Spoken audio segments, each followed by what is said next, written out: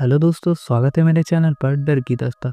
आज जो मैं कहानी बताने जा रहा हूँ वो कहानी एक लड़की की है जहाँ उत्तराखंड से आई थी कोलकाता नर्स की ट्रेनिंग करने के लिए।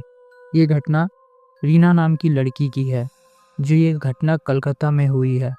उसने मुझे कमेंट करके ये घटना के बारे बताया है। आज मैं उस लड़की की स्टोरी आज बताने जा रहा हूँ। कोलकाता में उसकी एक सहेली रहती थी जिसका नाम प्रिया था। वो हॉस्टल में रहती थी अपने एक रूममेट के साथ। वो रीना को उस रूम में रहने की परमिशन नहीं दे रहा था। इसीलिए रीना प्रिया से कहती है कि तू मेरे लिए एक रूम खोज दे ट्रेन में रहने के लिए।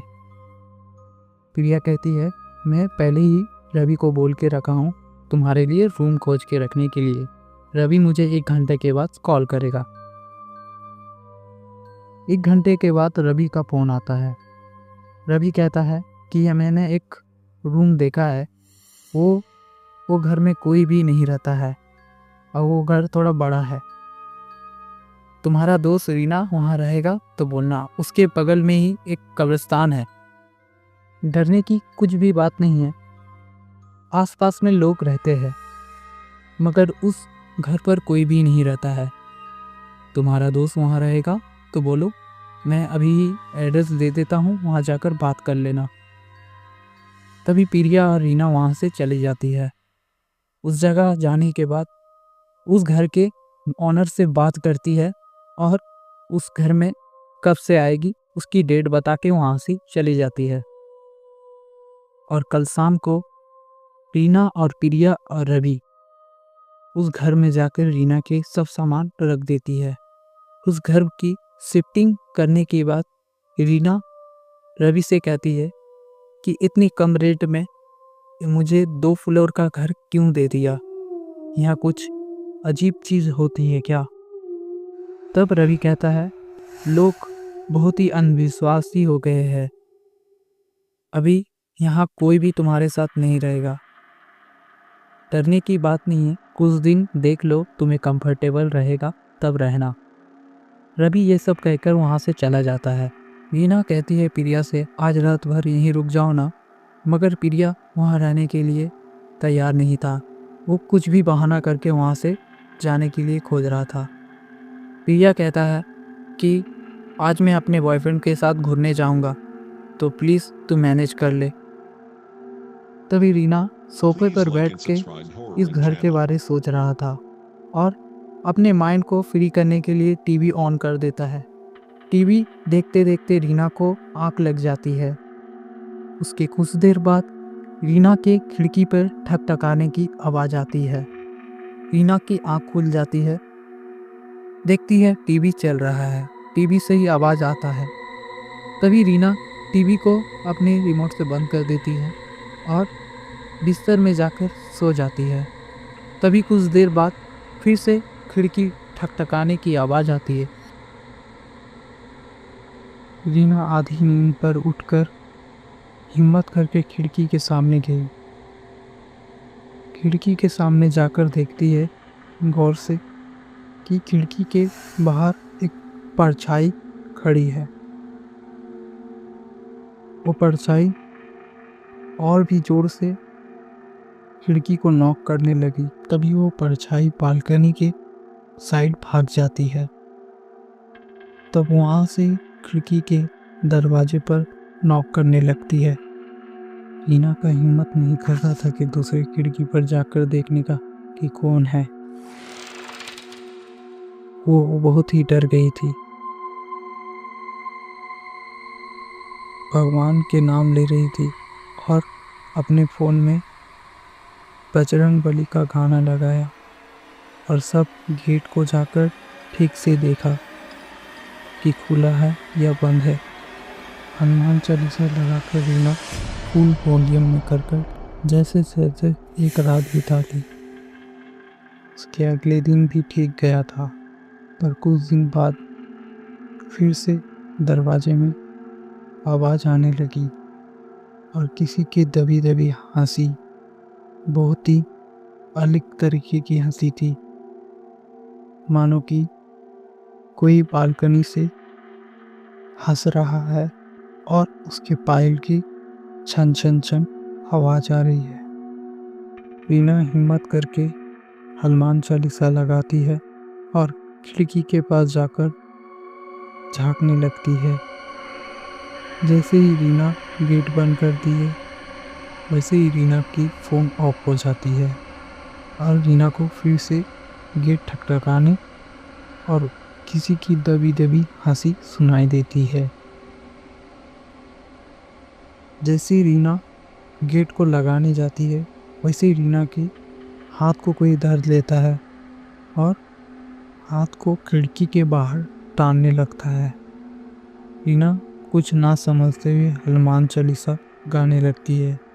वैसे ही हाथ छोड़ देता है, गेट को बंद कर देता है। उसके बाद जाकर सो जाती है। सुबह उठते ही जाकर ये सब बात प्रिया को बताती है। प्रिया ये बात को मजाक में ले लेती है और कहती है आस-पास में और भी लोग रहते हैं, वो लोग को परेशान नहीं करके तुझे ही परेशान कर रहा है। ये सब छोड़, तू अपनी डिग्री पर ध्यान दे। रीना कहती है जब मैं ही नहीं रहूँगा तो ये डिग्री को लेकर क्या करूँगा, और तुझे ये सब बात मजाक लगता है।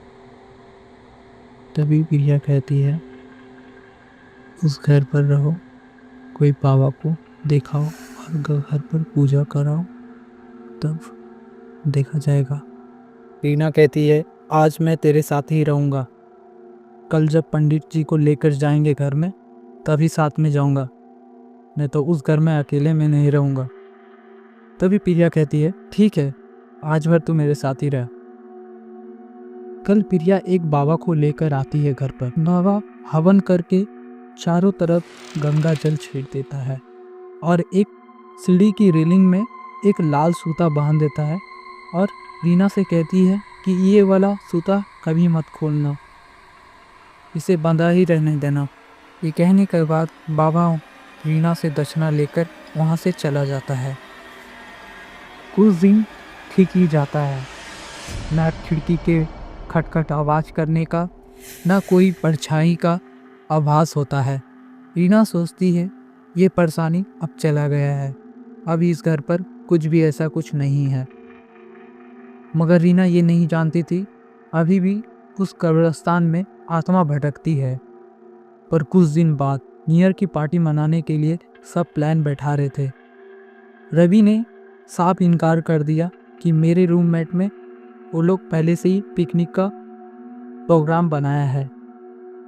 प्रिया भी कह देती है कि मेरी रूममेट मुझे परमिशन नहीं देगी ये सब पार्टी वार्टी करने का, वो भी इनकार कर देता है। मगर रवि ने कहा तुम्हारे घर पर तो कोई भी नहीं रहता, रीना तुम्हारे घर पर पार्टी करेंगे। मैं तो सोच रही थी तुम्हें बोलूँगा, मगर तुम लोग सोचोगे कि मेरे घर कब्रिस्तान के बगल में ही है, तो तुम लोग हो सकते हो कि नहीं आओगे। ये सब प्लान बैठा लेता है रीना के घर पे पार्टी करने का। 22 जनवरी को पार्टी का डेट था, पर उससे पहले 2 दिन आगे घर का ओनर आकर घर पर पेंट करने की बात कहती है रीना से। रीना भी वहाँ से अपने कॉलेज रंग कर जाती है। बम्बू लगाकर रंग कर रहा था, तब वो रेलिंग में वो सूता को देखता है जिसे पुजारी जी ने बांध कर गया था। वो एक कील से फंस गया था, वो सूता टूटकर नीचे गिर गया। रीना को आभास नहीं था कि उस सूता टूट के गिर गया है। ठीक 2 दिन के बाद पार्टी वाले डेट पर रीना अपने घर पर खाना बना रहा था। नीचे बेल की आवाज़ आती है। रीना सोचता है कि उसका फ्रेंड आ गया है। गेट खोलकर देखती है तो बाहर कोई भी नहीं था। रीना जल्दी से गेट बंद कर देता है और डरने लगता है। उसके बाद फिर गेट ठकठकाने की आवाज़ आती है। तब ठीक कुछ देर बाद रीना के फ्रेंड प्रिया आवाज़ देता है, अरे गेट तो खोल। रीना ये आवाज़ सुनकर गेट खोल देता है। तभी प्रिया अचानक से गेट खोलकर अंदर आ जाती है। सब फ्रेंड अंदर आ जाता है। तभी रवि पूछता है इतना लेट क्यों लगा रही थी गेट खोलने में। तभी रीना कहती है कि अरे मैं तो वॉशरूम गया था। ठीक है, तुम लोग ऊपर वाले रूम पर रहो, मैं तुम्हारे लिए कॉफ़ी लेकर आता हूँ। जैसे ही रीना किचन जाती है कॉफ़ी लाने के लिए, तभी नीचे का बेल बजता है। रीना सोचती है मैं खाना ऑर्डर किया था, हो सकता है आ गया। नीचे जाकर रीना देखती है तो रीना डर जाती है, क्योंकि रीना के 4 दोस्त नीचे खड़ा था। रीना उसे देखकर डर जाती है, क्योंकि पहले जिसे लेकर गया था वो कौन था। अचानक रवि कहता है अरे बाहर ही रहूंगा क्या, अंदर बुलाओ। तभी अंदर सब चला जाता है। सीढ़ी पर रीना कांपते हुए चलती है। ऊपर जाकर देखता है तो वो 4 जून गायब था। रीना डर के मारे बेहोश हो जाती है। इसके दूसरे पार्ट देखने के लिए कमेंट करें